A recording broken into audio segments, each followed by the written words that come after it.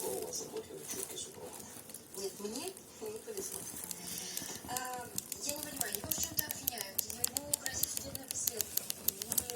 Или зачем адвокат, не потерпевший? Правильно, у вашего мужа произошло покушение, так? Потерпевший тоже имеет право на адвоката.